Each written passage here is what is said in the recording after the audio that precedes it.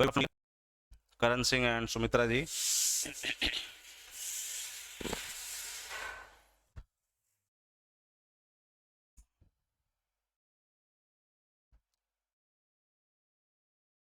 Last जो topic था election commission, वो पंचायती आयोग, पंचायत था या इलेक्शन कमीशन था, जो भी था, उससे हम आगे बढ़ते हैं। आज हमारा लास्ट टॉपिक आ रहा है पॉलिटी का।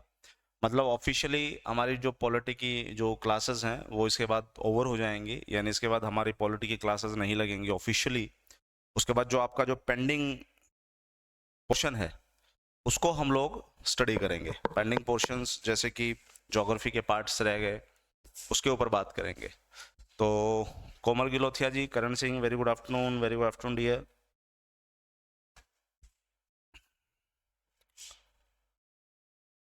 पिछला टॉपिक से मेरे ख्याल से डाउट तो कोई होगा नहीं। Very good afternoon dear Jyoti Rani ji, Suresh, hello.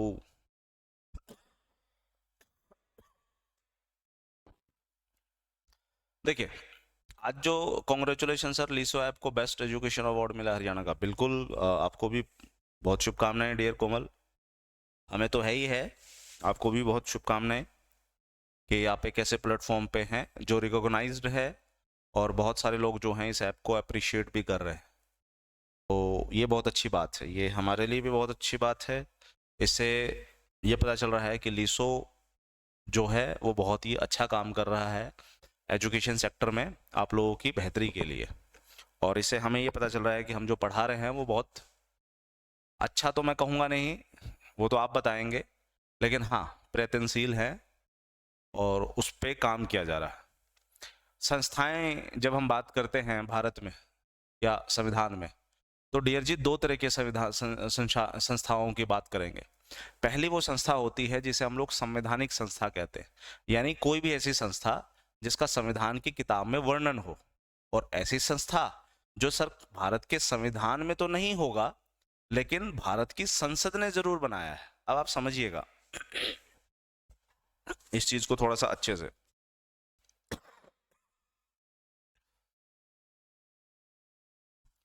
यहां पर मैं कहना यह चाह रहा हूं, जैसे डियर जी मेरे पास एक संसद है।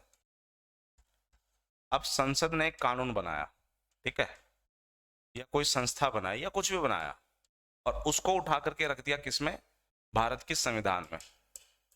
तो समझ जाइए वो जो कानून होगा या वो संस्था होगी, या तो उन्होंने कोई कानून बनाया है या कानून के तहत उन्होंने कोई संस्था बनाने की बात की, जिसे आप लोग इंग्लिश में ऑर्गेनाइजेशंस भी बोल देते हैं।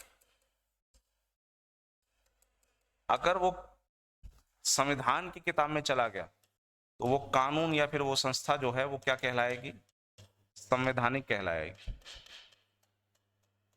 अब एक बात तो क्लियर है कि अगर वो संविधान में चलेगी तो जरूर भारत के संविधान के किसी भाग में, किसी अनुच्छेद में बात होगी उससे रिलेटेड, हाँ या ना। सर सारे सर बेस्ट है, बहुत अच्छी बात है डियर कोमल। लेकिन तब क्या, जब संसद ने कानून तो बनाया, लेकिन उस कानून को, या संसद ने वो संस्था तो बनाई, कानून भी बनाया, लेकिन उसको बेटा संविधान की किताब में नहीं रखा गया, उसको अलग से बनाया गया। तो सर ऐसे ही कानून या ऐसी ही संस्थाएं जो हैं वो कहलाएंगी संवैधानिक, या तो संवैधानिक बोल लो, या फिर इसी को हम कहेंगे गैर संवैधानिक। और इंग्लिश में इसी को आप लोग कहोगे एक्स्ट्रा कॉन्स्टिट्यूशनल। मतलब वो संविधान तो नहीं है, लेकिन संविधान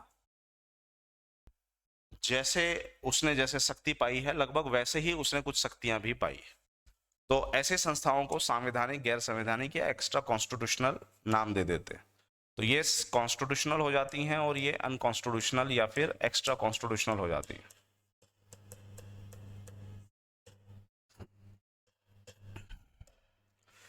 अब पीछे चलेंगे तो ऐसी संस्थाएं बेटा जो संवैधानिक है, तो इसका मतलब संविधान में वर्णन होना है इनका, जिसमें पहली संस्था है चुनाव आयोग। तो पढ़ चुके हम इसके बारे में, हाँ सर, संविधान के अनुच्छेद 324 में बात की गई है इसकी।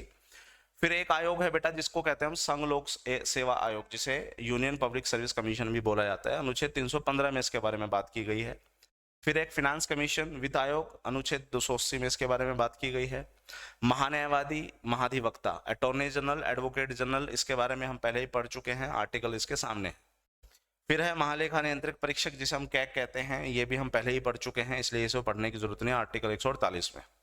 राष्ट्रीय अनुसूचित जाति आयोग, राष्ट्रीय अनुसूचित जनजाति आयोग और राष्ट्रीय अन्य पिछड़ा आयोग, ये तीन संस्थाएं जो हैं या ये तीन आयोग बनाए गए हैं अनुच्छेद 338, 38A और 338B के तहत। ये तो ऐसी संस्थाएं होंगी जो संवैधानिक है। जो हमने पढ़ ली उस पर तो बात नहीं करेंगे, जो नहीं पढ़ी आज हम उसके बारे में बात करेंगे।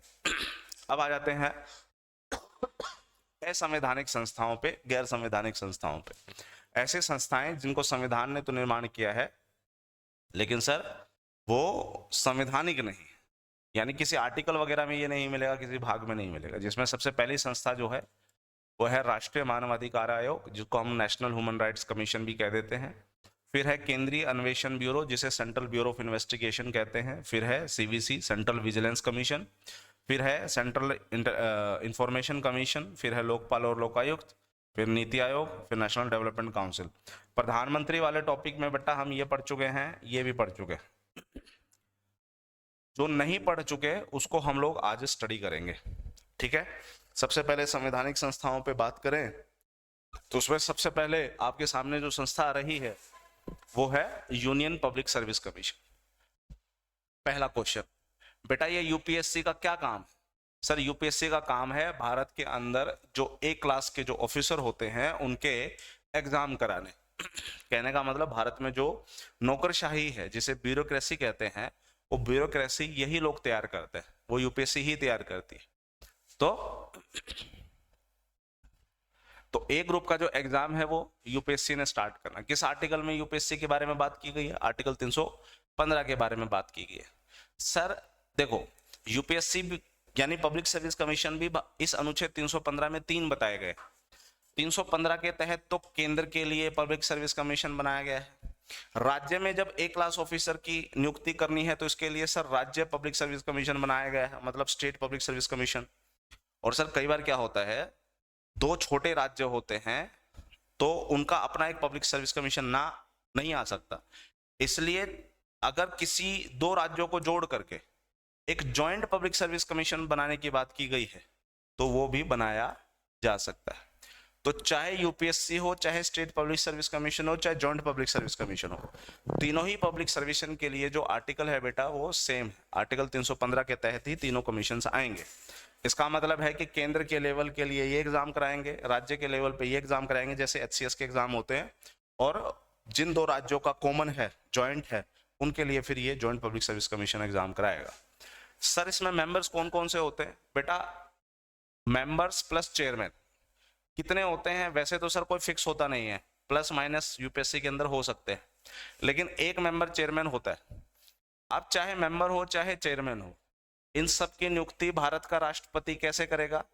अगर इन सभी ने यूनियन पब्लिक सर्विस कमीशन के अंदर 10 वर्ष की अगर इन्होंने सेवा दे रखी हो, सेवा यानी सर्विस यानी नौकरी कर रखी हो, तो ऐसी सेवाओं को यूपीएससी के अंदर मेंबर या चेयरमैन बनने की कंडीशंस में रखा जा सकता है। इसका मतलब है कि वो यूपीएससी का हिस्सा हो सकता है। तो किसने नियुक्ति दी? भारत के राष्ट्रपति ने दी। एक बात ध्यान रख लेना, केंद्र के लेवल पे जो भी संस्थाएं हैं सबकी नियुक्ति जो करेगा वो भारत का राष्ट्रपति ही करेगा, अगर वो संस्था संवैधानिक है तो। संवैधानिक है तो, अगर वो संवैधानिक नहीं है तो चांसेस है कि उसकी नियुक्ति भारत का राष्ट्रपति हो सकता है ना भी करे, जैसे कि मैं आगे बात करूंगा। अब यूपीएससी का मेंबर आ गया बेटा, ये जाएगा कैसे? इसके पद की रिक्ति कैसे होगी?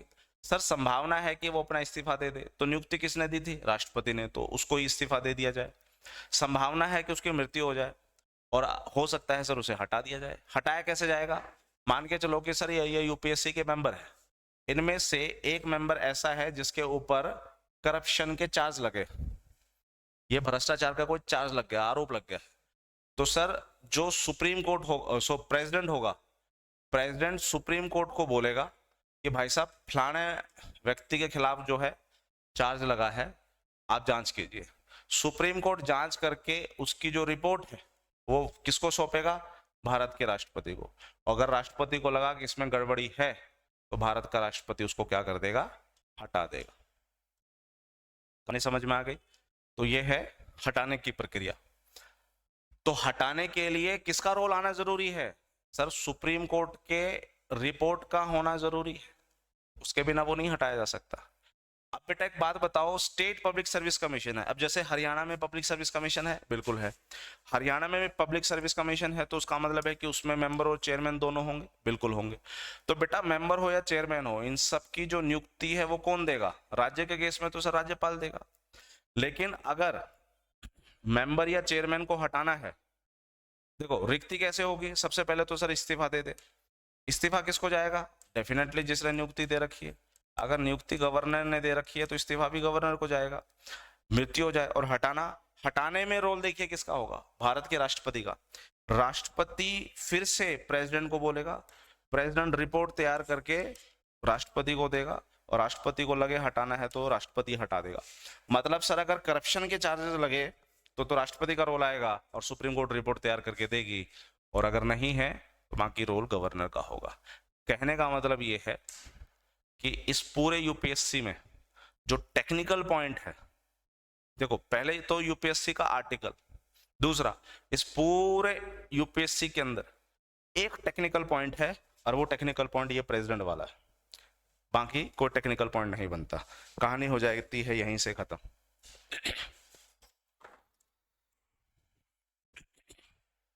क्लियर? जी सर क्लियर। पढ़ो आगे। फिर हम चलते हैं दूसरी संस्था पे जिसका नाम है वित्त आयोग, जिसे हम लोग फिनेंस कमीशन भी बोल देते हैं। फिनेंस कमीशन ऐसा बोला गया है कि हर 5 वर्ष बाद भारत का राष्ट्रपति एक फिनेंस कमीशन की नियुक्ति करेगा। लेकिन बेटा ये ध्यान रख लेना कि जरूरी नहीं है कि हर 5 वर्ष बाद ही भारत का राष्ट्रपति करे, वो उससे पहले या उसके बाद भी कर सकता है। लेकिन अमूमन 5 वर्ष के बाद एक फिनेंस कमीशन आएगा जिसकी नियुक्ति भारत का राष्ट्रपति देगा। भारत का राष्ट्रपति जब वित्त आयोग के मेंबर की नियुक्ति देगा तो सबसे पहले वित्त आयोग में टोटल सदस्य कितने होते हैं? कुल सदस्य सर इसमें 5 होते हैं। इन 5 में से 1 + 4, 1 होता चेयरमैन, बाकी 4 होते सदस्य। जो सर चेयरमैन होगा, हम उसी व्यक्ति को वित्त आयोग का चेयरमैन बनाएंगे जिस व्यक्ति को जनता से जुड़ा मामला का जो विभाग है उससे उसकी अच्छी खासी जानकारी हो, अच्छी खासी उसमें उसने अपनी सेवा दे रखी हो। यानी कोई भी ऐसा डिपार्टमेंट जिसमें पब्लिक डीलिंग होगी, जनता से मिल करके बैठ करके बात करके फैसले लिए जाएंगे, ऐसे डिपार्टमेंट में अगर उसने कम से कम 10 साल की सेवा दे रखी हो तो वो व्यक्ति को हम लोग वित्त आयोग का चेयरमैन बना सकते हैं। बाकी जो 4 सदस्य बचे, उस 4 में से एक सदस्य तो वो होना चाहिए या तो हाई कोर्ट में बेटा जज हो, या फिर जज बनने की जो शर्त पूरी होनी होती है वो पूरी वो कर दे। मतलब जज नहीं है तो कोई दिक्कत नहीं है, जज बनने की शर्त है तो वो पूरी कर दे। दूसरा, आर्थिक मामलों का वो जानकार होना चाहिए, इकोनॉमिस्ट होना चाहिए, काइंड ऑफ उसकी इकोनॉमी की अच्छी नॉलेज होनी चाहिए। तीसरा व्यक्ति वो होगा जिसको वित्तीय मामलों का या फिर प्रशासन के मामलों का, कौन से वित्तीय मामले और प्रशासन जो सरकार से जुड़ा हो, उसमें अगर उसको अच्छा खासा अनुभव हो तो हम लोग उसे एज ए सदस्य के रूप में ले सकते हैं। और सरकार की जो अकाउंट होते हैं, अकाउंट समझते हो ना, सरकार के पैसे का ट्रांजैक्शन प्लस माइनस होना, सरकार के जो अकाउंट्स होते हैं सर, जो वित्त होते हैं, उनके बारे में उसकी अच्छी खासी नॉलेज हो। तो ऐसे 4 व्यक्ति जो हैं डिफरेंट ग्राउंड पे वो मेंबर बनते हैं। ऐसे 5 मेंबर हमारे आ गए सर। अच्छा, सवाल ये है कि सर वित्त आयोग करता क्या? भाई वित्त आयोग है, ठीक है, वित्त आयोग का काम क्या है? वित्त आयोग का पहला काम बेटा, अनुच्छेद 266 पढ़ते थे हम लोग। क्या पढ़ते थे अनुच्छेद 266? सर अनुच्छेद 266 ये कहता था कि जो केंद्र सरकार होगी उसके अपनी एक निधि होगी जिसको हम संचित निधि कहते थे, और संचित निधि वो निधि होती थी जिसमें केंद्र सरकार की सारी कमाई गिरती थी, केंद्र सरकार अपनी सारी कमाई इसमें रखती थी।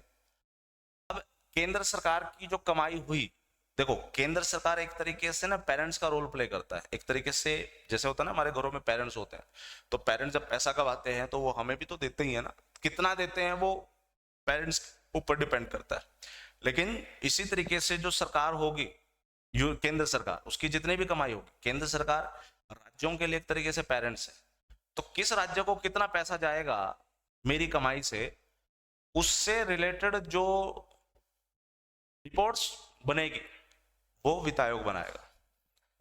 भारत की कमाई का कितना हिस्सा राज्यों को जाना चाहिए भारत की संचित निधि से, उसको लेकर के रिपोर्ट बनाने का काम वित्त आयोग का है।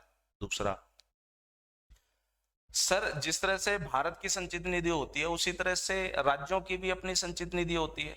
तो जो सर राज्यों की संचित निधि होती है उसमें से पंचायतों को कितना हिस्सा दिया जाए, उसकी रिपोर्ट भी वित्त आयोग ही बनाएगा। और ऐसा कोई भी मामला सर जिसका संबंध वित्त से हो और ऐसी रिपोर्ट इनके पास भारत के राष्ट्रपति ने भेजी हो, भारत के राष्ट्रपति ने ऐसी कोई रिपोर्ट भेजी हो जिसमें वित्त से संबंधित कुछ बात कही गई हो, तो ऐसी रिपोर्ट के ऊपर भी एक्शन लेने का काम जो है वो वित्त आयोग का होगा। तो यहां पर 3 फंक्शन हम लोगों ने वित्त आयोग के देख लिए। अब समझिएगा अभी कौन सा वित्त आयोग चल रहा है सर, 2019 से 2024 के बीच में अभी 15वां वित्त आयोग चल रहा है। 14वां वित्त आयोग जो है कौन सा रिपीट करना है डियर करण, में से कौन सा रिपीट करना है भाई? राज्य चुनाव सॉरी वित्त आयोग के क्या काम, पहला काम तो भारत सरकार की जो कमाई होती है जो संचित निधि में जाती है उस कमाई का कितना हिस्सा राज्यों को देना चाहिए, इस पे तो मैं भी चर्चा कर दूंगा, ये तो समझ में आ जाएगा। ये समझ में आ गया तो बाकी अपने आप ही समझ आ जाएंगे। राज्य की जो कमाई होती है उस कमाई में कितना हिस्सा पंचायतों को दिया जाना चाहिए। और तीसरा, ऐसा कोई भी मामला जो भारत के राष्ट्रपति ने वित्त आयोग को भेजा है जिसका संबंध वित्त से हो, पैसे से हो, तो उस पर रिपोर्ट वित्त आयोग बनाएगा। हमारे पास अभी जो फिनांस कमीशन चल रही है वो 15वीं फिनांस कमीशन चल रही है, यानी 15वीं वित्त आयोग चल रही है। इससे पहले जो वित्त आयोग थी वो थी 14वीं। हमसे जो यहाँ पर सवाल पूछ सकता है, अब जैसे कि पहला फिनांस कमीशन था, अब पहला फिनांस कमीशन जो है वो केसी नियोगी के अंडर में था।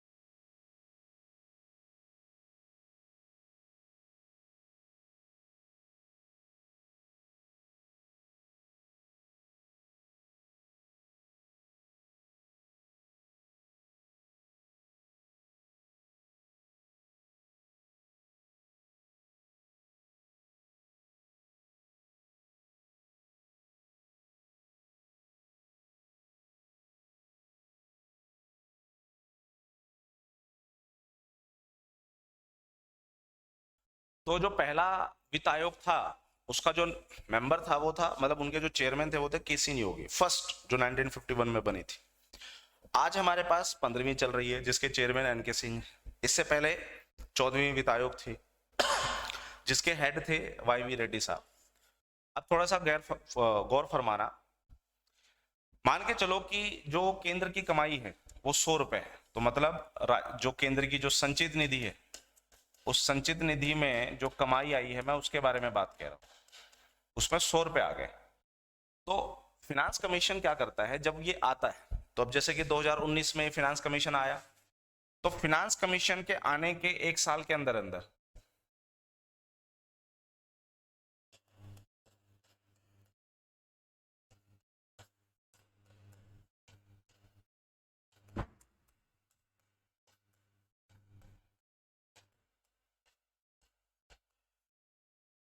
आने के 1 साल के अंदर अंदर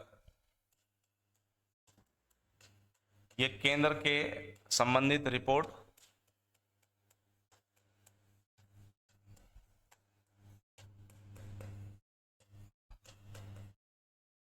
तैयार करती है। केंद्र संबंधित जो है ये रिपोर्ट तैयार करेगी। तो रिपोर्ट कैसे तैयार करेगी कि भाई जैसे ये रिपोर्ट कहाँ की, ये 100 रुपए में से मुझे कितना रुपए जो है राज्यों को देना चाहिए।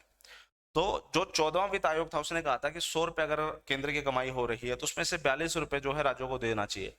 अब 42 रुपए का मतलब तो हुआ परसेंटेज वाइज 42 रुपए, मतलब 42 परसेंटेज के हिसाब से।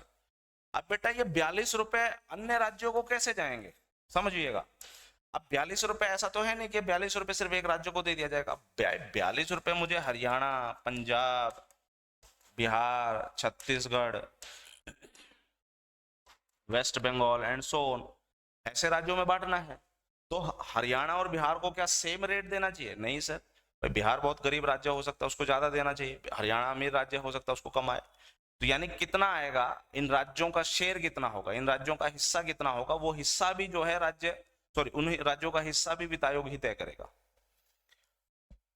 अब सर होता यह है कि 15वीं वित्त आयोग आई, 15वीं वित्त आयोग आई तो उन्होंने क्या किया, उन्होंने अपने एक रिपोर्ट तैयार कर दी।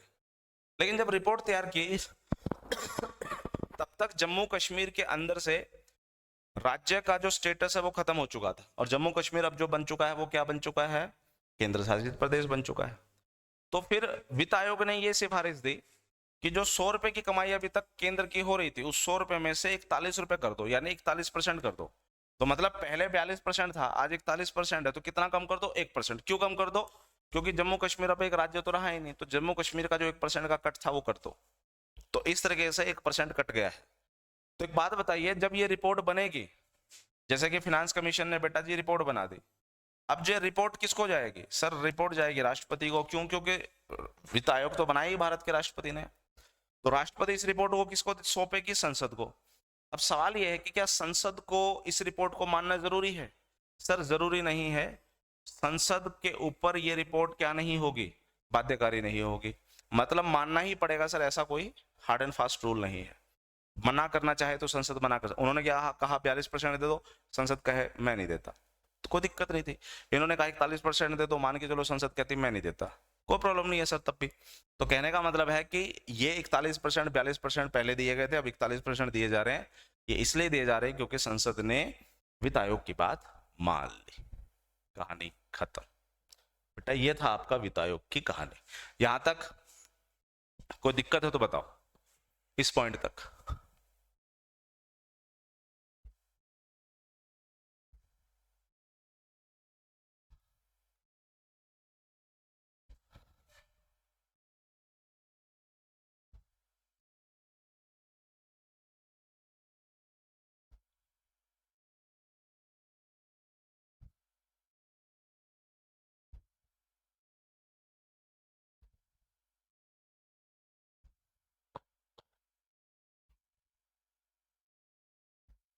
ओके चलो, अब दो तरह की संस्थाओं के बारे में पढ़ेंगे, एक सीबीआई है और एक सीबीसी है। जैसे आप लोग केंद्रीय अन्वेषण ब्यूरो और केंद्रीय सतर्कता आयोग पढ़ेंगे। देखिए भारत में भ्रष्टाचार से लड़ने के लिए एक संस्था बनाई गई थी। ना माने तो ना माने डियर अशोक, वही तो बात हो रही है ना कि भाई संसद को उनकी बात जो उन्होंने सिफारिश दी है वो बाध्यकारी नहीं होती है। यानी संसद माने तो ठीक, ना माने तो भी ठीक, संसद फिर अपने हिसाब से तय कर सकती है। उन्होंने कहा 41%, संसद कहे हम तो 35% ही देंगे, और 35% कैसे राज्यों में बांटे वो तुम रिपोर्ट बनाओ। तो देखिए हमने नहीं मानी, संसद ने नहीं मानी तो नहीं माननी। तो भ्रष्टाचार से लड़ने के लिए सर इस देश में हमने एक आयोग बनाया, केंद्र सरकार ने। अच्छा सोनू कुमार जी, अब अगर वहां से दिक्कत है तो इसमें मैं कुछ नहीं कर पाऊंगा। अपने लेवल पे दिक्कत होती तो बात कर भी पाते। नहीं, ऐसा नहीं होगा डियर अशोक, अगर नहीं दिया जाएगा तो फिर बच्चे, फिर है ना, राज्य प्रोग्रेस नहीं कर पाएगा। एक बात बताइए, आप आज जो है मुझसे सवाल जवाब कर पा रहे हैं, क्यों कर पा रहे हैं? क्योंकि आपके मॉम एंड डैडी ने आपके लिए बात की है, मतलब आपको लेकर के ना वो खर्चे किए हैं, पढ़ाया लिखाया है। सोच के देखो, अगर आपको पढ़ाया लिखा ना जाता, सुबह बचपन से आपको कुटाई होती, खाना नहीं दिया जाता, तो क्या होता कि फिर आपकी प्रोग्रेस नहीं हो पाती, है ना। और बच्चों की प्रोग्रेस ना हो पाने का मतलब है कि मॉम एंड डैड की प्रोग्रेस ना हो पाना। तो उसी तरह से देश कब प्रोग्रेस होगा? जब राज्य, डियर कोमल, इसी ऐप पे लेते हैं जी, और किस ऐप पे लेंगे? यूपीएससी का जो बैच है वो इसी ऐप पे लिया जाता है, लिसो पे ही। बाकायदा अगर आप देखेंगे तो पॉलिटी और ज्योग्राफी की जो स्पेशल बैच चल रहे हैं यूपीएससी के, वो लिसो पे ही चलाए जा रहे हैं डियर कोमल, किसी अन्य ऐप पे नहीं। तो डियर जी, अगर अगर अशोक जी, अगर आपके पेरेंट्स आपके लिए पैसा वगैरह नहीं खर्च करते तो आपकी डेवलपमेंट नहीं होती। उसी तरह से भारत सरकार अगर राज्यों की डेवलपमेंट नहीं करेगी तो एक बात बताइए, क्या राज्य डेवलप, क्या देश डेवलप कर पाएगा? नहीं। तो इसीलिए देना तो पड़ेगा, या देना चाहिए भी, लेकिन कितना देना है वो मेरी पॉकेट के हिसाब से भी तो तय होगा ना।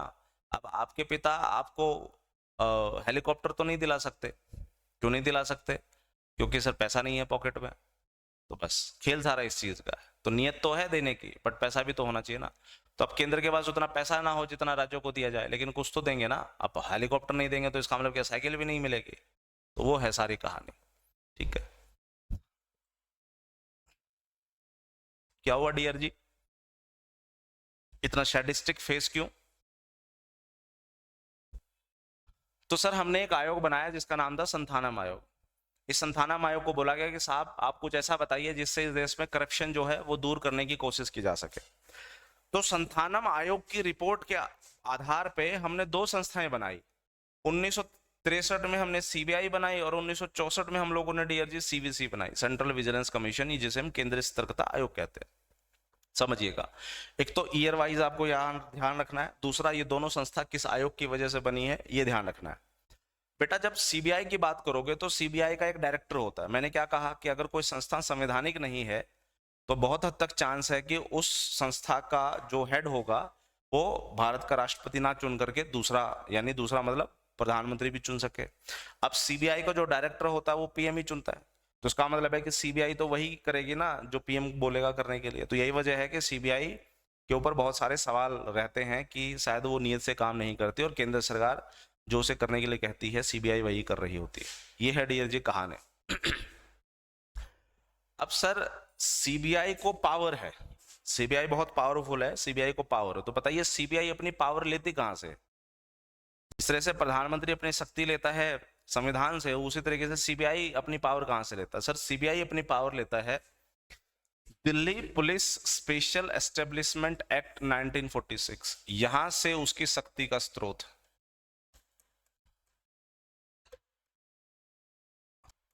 तो इसका मतलब है कि सीबीआई से तीन ही सवाल पूछने की संभावना है, जिसमें ये तो क्वेश्चन पूछने की संभावना बहुत कम है कि डायरेक्टर की नियुक्ति कौन करता है। दो क्वेश्चन पूछने की संभावना जो सबसे ज्यादा रहती है, किस आयोग के तहत और किस साल बनाया गया, और उसकी शक्ति का स्रोत क्या है, बस। और कुछ नहीं पूछा जाता सीबीआई से, क्योंकि संवैधानिक तो है नहीं, तो इसलिए उस पर ज्यादा इफोर बट आता भी नहीं। इसी संथानम आयोग की रिपोर्ट के बेसिस पे सर 1964 में केंद्रीय सतर्कता आयोग भी बनाया गया, जिसके मेंबर की नियुक्ति जो है राष्ट्रपति ही करेगा। लेकिन सर ये संस्था को इतना कमजोर किया गया है, समय के साथ इतना कमजोर किया गया है कि अब इस संस्था का होना ना होना बात बराबर है। मतलब अगर ये है तो भी ठीक है और नहीं है तो भी ठीक है, कुछ ज्यादा इसने इतना नहीं उखाड़ा। इसलिए हो सकता है कि अभी तक आपने सीबीसी के बारे में या तो बात ना सुनी हो तो ज्यादा ना सुनी, मतलब न्यूज में ज्यादा नहीं रहता है। इससे ज्यादा न्यूज में तो हरियाणा की विजिलेंस रह जाती है ना। अभी भी 2 दिन पहले हरियाणा की एक एसआई को पकड़ा गया है ना। मेरे को तो बड़ी खुशी हुई जब है ना इस तरह से पुलिस वाले करप्शन में पकड़े जाते हैं ना रंगे हाथों, मेरे को बड़ी असीम सी खुशी होती है, पता नहीं क्यों बट होती है। खैर, फिर सर हम नेक्स्ट संस्था पे चलते हैं जिसका नाम है सेंट्रल इंफॉर्मेशन कमीशन, केंद्रीय सूचना आयोग, सेंट्रल इंफॉर्मेशन कमीशन। बेटा भारत में आरटीआई कब आया था? सर भारत में आरटीआई आया था साल 2005 में, राइट टू इंफॉर्मेशन एक्ट। हमें क्या चाहिए? इंफॉर्मेशन। किसकी चाहिए? केंद्र और राज्य की सरकारों के विभागों की, ठीक है। तो अगर केंद्र के विभाग से मैंने कोई इंफॉर्मेशन मांगी और उन्होंने ना दी तो फिर ऐसा है, वैसे तो इनके चरण है, आप यहाँ करोगे कंप्लेंट, फिर वहां करोगे, वहां करोगे, लेकिन अगर किसी भी लेवल पे सुनवाई नहीं हो रही है तो केंद्र से जुड़े हुए किसी भी विभाग के समस्याओं को आप सेंट्रल इंफॉर्मेशन कमीशन के पास ले जा सकते हैं, यानी केंद्रीय सूचना होगा ना, केंद्रीय सूचना आयोग के पास ले जा सकते हैं। और केंद्रीय सूचना आयोग जो है वो केंद्र से जुड़े हुई समस्याओं को निदान करेगी, निवारण करेगी। और इनकी जो सदस्यों की नियुक्ति होगी, देखिए फिर सेंट्रल आ गया तो साफ है, इनके सदस्यों की नियुक्ति कौन करेगा? भारत का राष्ट्रपति करेगा। अंडरस्टूड यहां तक? तो इसका मतलब सीआईसी का एक तो सबसे पहले याद रखना है कि 2006 में बनाई गई है संस्था। आरटीआई एक्ट 2005 के तहत बनाई गई है, सदस्यों की नियुक्ति राष्ट्रपति करेगा और इसका काम जो है सेंटर से जुड़े हुए मुद्दों के ऊपर बात करना जो आरटीआई के तहत इंफॉर्मेशन नहीं दे पा रहे हैं उस मामले में।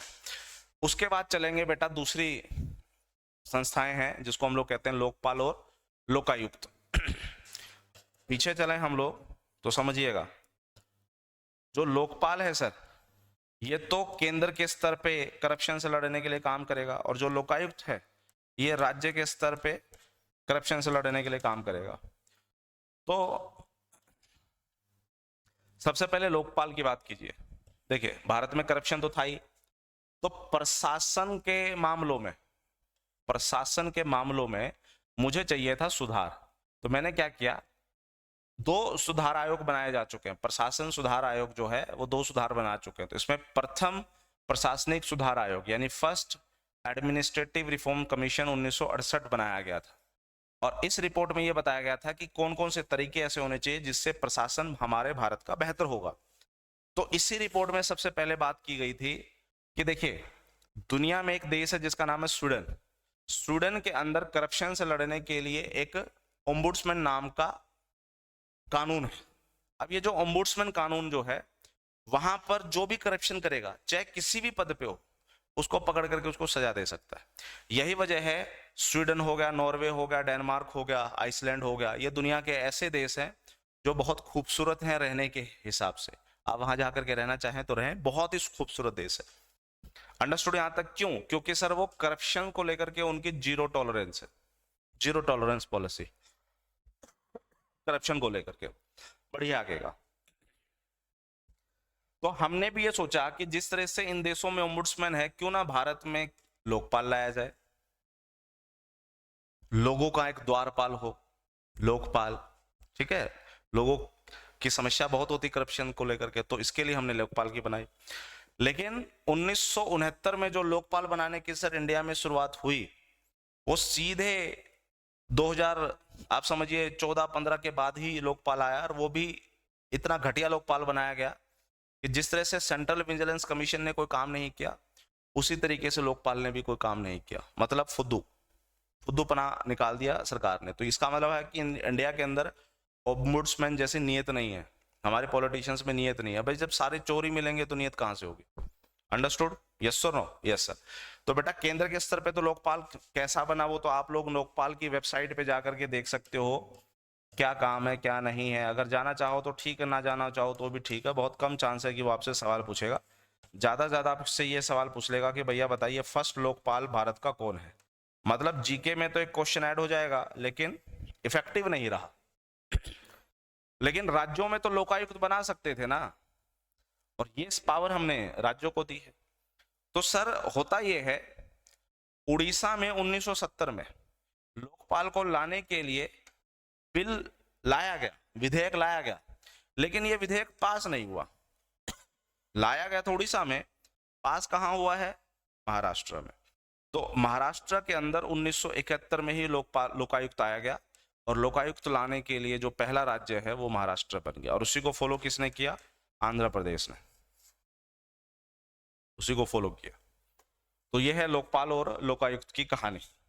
ठीक है, यहां तक कि कोई दिक्कत, समस्या, परेशानी? वैसे तो होनी नहीं चाहिए भैया।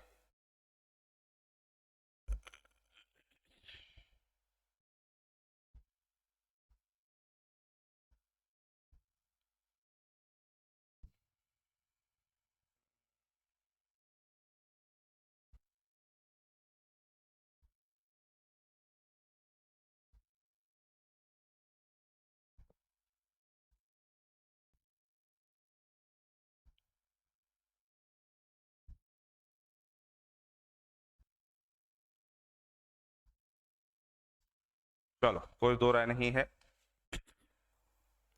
लेकिन अगर ज्यादा एफर्ट नहीं लगाना है आप लोगों को तो समझिएगा, जो फर्स्ट लोकपाल बनाया गया था साल 2019 में बनाया गया था। सोचो, लोकपाल लाने की हमने कहानी शुरू कब से की है? 1969 से।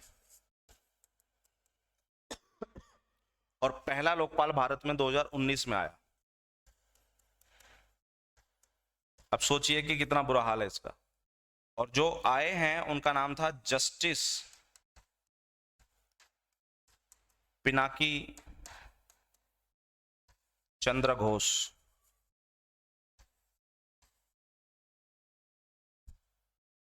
जस्टिस पिनाकी चंद्र घोष ये पहले लोकपाल थे। बस कहानी खत्म। बढ़ो आगे। खत्म नहीं, थोड़ा पीछे चलेंगे।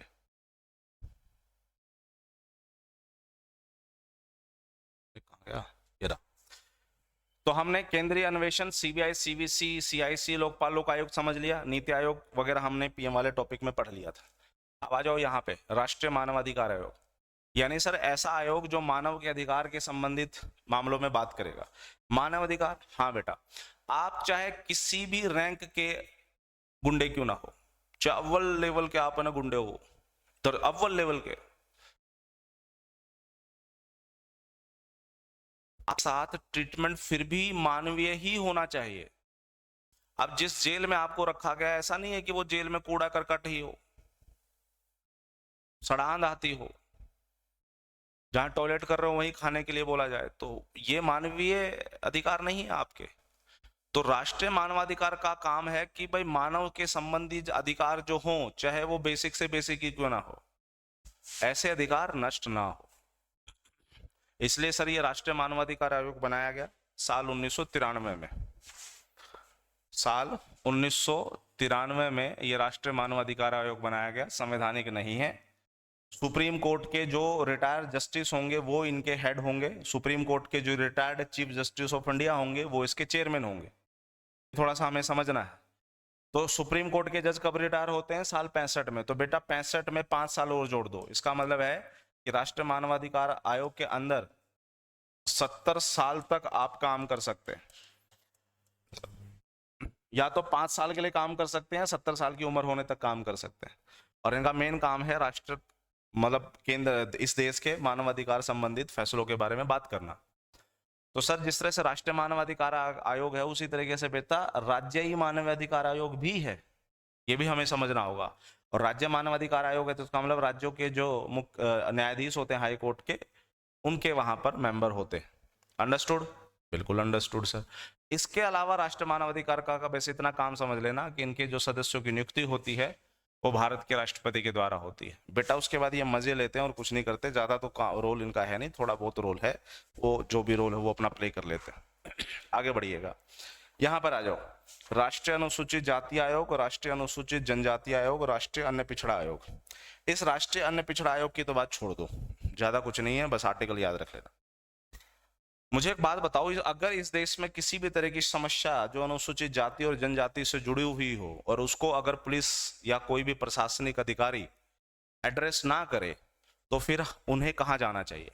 फिर सर उनको लेटर लिखना चाहिए राष्ट्रीय जाति और जनजाति आयोग को। इनके लिए बकायदा दिल्ली में एक संस्था बनाई गई है और लगता है कि किसी भी SC और ST वाले को, किसी भी व्यक्ति को कि उसका अधिकारों का उल्लंघन हो रहा है तो उनके अधिकारों के संबंधित जो बातें होंगी वो ये लोग करेंगे। तो एक तरीके से लोग दबाव भी बनाते हैं, केस भी रजिस्टर करवा सकते हैं अगर कोई मामला बनता है तो। पहली चीज। दूसरी चीज सर, आप जैसे कि एक राज्य के अंदर SC ST हो सकते रहते हो। अब जैसे कि मान के चलो कि हरियाणा है ये पूरा का पूरा। इस हरियाणा में एक ये इलाका है, इस इलाके के अंदर SC लोग ज्यादा रहते हैं। तो मैंने क्या किया, हरियाणा के इस इलाके को, इतने टेरिटरी को SC टेरिटरी बोल दिया कि this territory is totally belong to the SCs, this territory is totally belong to the STs। तो कोई भी इलाका जिसको SC और ST बोला गया, कोई राज्य का कोई भी इलाका जिसको जाति जनजाति संबंधित, अनुसूचित जाति और अनुसूचित जनजाति संबंधित क्षेत्र घोषित किया गया है, इसके पास जो पावर है वो राष्ट्रपति के पास पावर है। और राष्ट्रपति ऐसा किससे मिलकर के करेगा? उस राज्य के संबंधित हेड से मिलकर के करेगा। तो हरियाणा का हेड कौन होगा? गवर्नर। तो गवर्नर से मिलकर के राष्ट्रपति जो है उस राज्य के उस क्षेत्र को शेड्यूल एरिया के रूप में घोषित कर सकता है।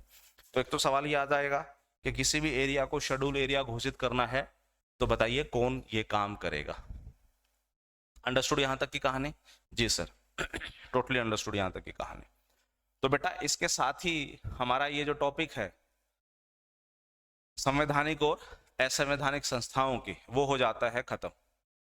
यहां तक अगर किसी को कोई दो राय है, दिक्कत है, समस्या है, पॉइंट है, तो बेटा आप मुझसे ये सवाल कर सकते हो। नहीं तो मेरी तरफ से आपका ऑफिशियली जो सेशन है पॉलिटी का वो हो जाता है खत्म।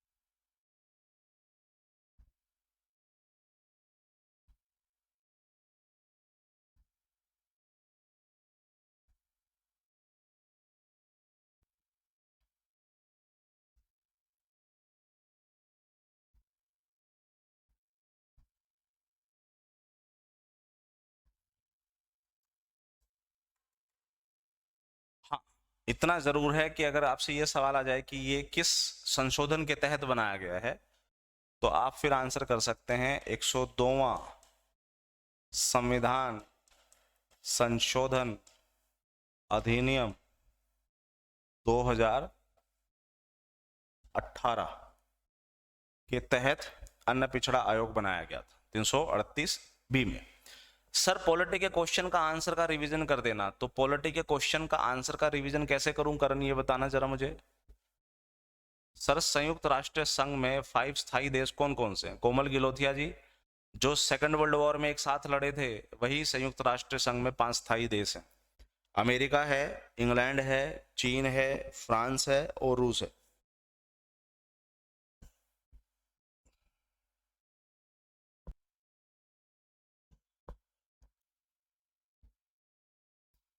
ऑलवेज वेलकम डियर अशोक जी।